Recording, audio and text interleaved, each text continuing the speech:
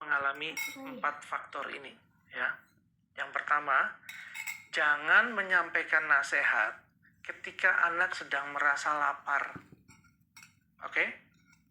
Ya. Kemudian yang kedua, jangan menyampaikan nasihat atau kayak tadi tuh hal-hal yang baik mau nasihat pada saat anak sedang marah. Ketiga, jangan juga menyampaikan hal itu ketika anak sedang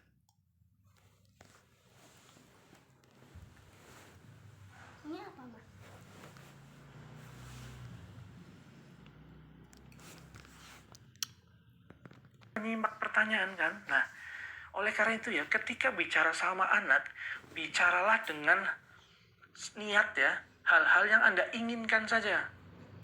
Contoh ini menarik nih. Kebanyakan kan kayak gini. Contoh ya, misalnya ya, anaknya kebanyakan ngomong nih, cerewet misalnya, cerewet. Kita ngomongnya gini, diam, berisik, udah, jangan banyak bicara. Nah, kalau menurut quest parenting, justru dibalik aja, ya, begitu cerewet, nak, kamu cocok loh jadi pengacara loh, pinter ngomong, pandai bicara, ya, jadi pesannya dibalik, paham? Jadi jangan selalu hal-hal yang tidak Anda inginkan. Karena apa? Ketika kita ngomongin hal-hal yang tidak kita suka, ya, otak kita tuh mengeluarkan yang namanya hormon kortisol itu loh, hormon stres yang memerintah supaya kita istirahat. Nah, Anda bayangin, dengan banyaknya hormon stres itu, kita jadi tertekan. Anak yang dengerin cara kita bicara juga jadi tertekan. Kalau Anda nggak percaya ya, pada saat Anda bicara sama pasangan atau sama anak ya, coba perhatikan, coba ubah cara Anda bicara, nadanya loh, tune-nya. Kalau Anda bicaranya hangat ya, tenang, calm, ngomongnya enak gitu ya, coba perhatikan perilakunya mereka berubah nggak dibanding ketika Anda bilang kenceng gitu loh, gimana sih, pusing loh yang dengerin. Barokoh shop ya. Jadi ingat ya, ketika Anda berubah, kita nggak peka loh. Jadi kita ngomong ya, gue ya kayak gini, pokoknya aku ya kayak gini. Nah, itu jangan pakai mentalitas kayak gitu loh. Buat di sini nih, yang ini lebih baik ya mendengarkan dulu. Lebih baik mendengarkan pasangan ketika mereka bicara. Jadi kita sabar aja, dengerin dulu aja. Oke. Kalau kita nggak paham, tanya, maksudnya gimana? Tapi nada bicaranya loh, maksudnya gimana, ayah? Ayah maksudnya gimana? Benar nggak kalau yang ayah maksud seperti ini? Tolong bunda dikoreksi nih, kalau kan enak kan, daripada maksudnya apa sih? Maksudnya apa? Misal kayak gitu loh. Jadi ini ternyata mempengaruhi perilaku. Nah, anak-anak lebih-lebih, anak-anak itu terpengaruh sekali sama ini nih, sama suara bundanya. Anda pasti lebih paham ketimbang saya. Anda pasti, oh iya bener juga ya. Silakan, ada yang lain pertanyaannya. Jadi kita sudah sampai pesan yang kedua ya. Pesan yang pertama adalah tadi, you are not good. Kemudian you are not good enough. Yang pertama ini membuat luka batin, you are not good. Yang you are not good enough menciptakan rasa frustrasi di dalam diri anak. Tadi ada satu yang pertanyaan belum saya jawab, mana ya? Aduh, kemana tadi nih? Nah,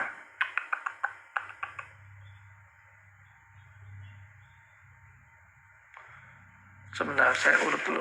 Ada satu tadi yang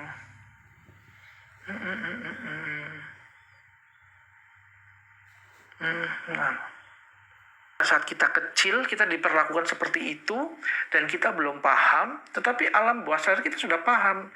Cuma sayangnya dia menerjemahkannya keliru gitu loh. Padahal mungkin maksudnya orang tua kita baik gitu kan. Cuma cara mereka ngomong, tatapannya mungkin ya, dalam tanda kutip misalnya nyindir gitu kan. Nah, itu membuat berubah loh di sini loh, di batin kita.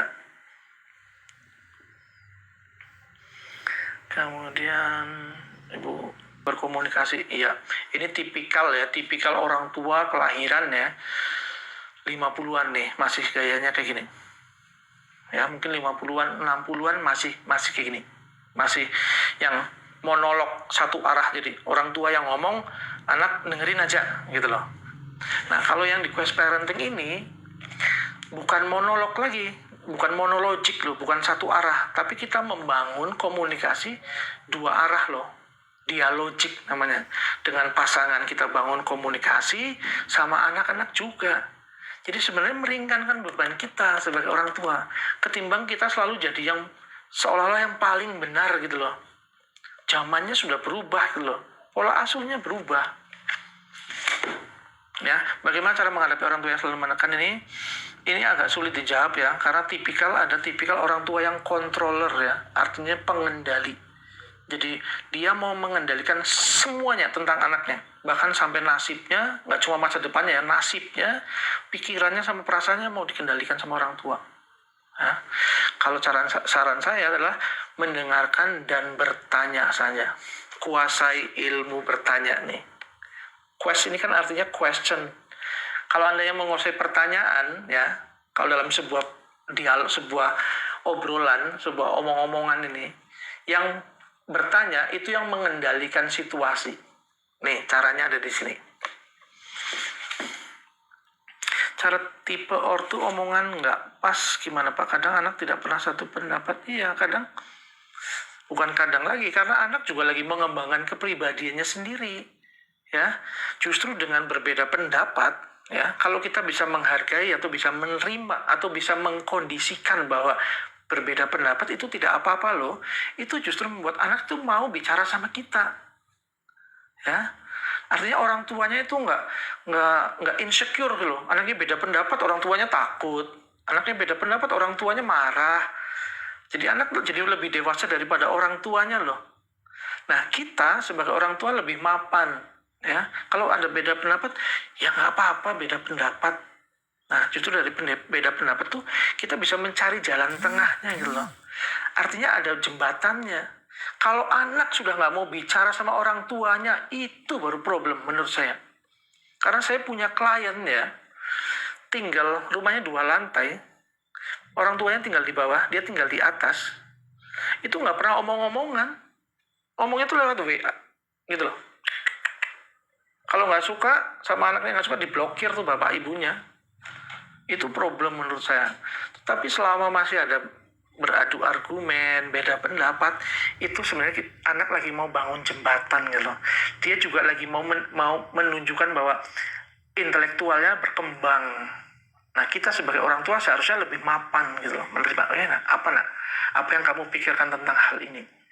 Nah, disitulah ya, saya sangat menyarankan ya, kita jangan hanya mengendalikan cuma nasihat yang turun-temurun dan kita nggak tahu kebenarannya nasihat-nasihat, tapi bangun dialog. Anda kuasai pertanyaan, ya, bangun dialog. Ya, maaf ya, perceraian, perselingkuhan, Anda kira itu awalnya karena apa coba? Karena miskomunikasi, karena nggak ada komunikasi dari awal, komunikasinya nggak jelas.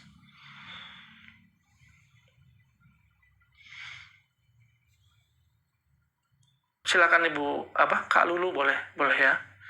Karena saya di sini saya belum tahu caranya ngerekam di sini gimana nih.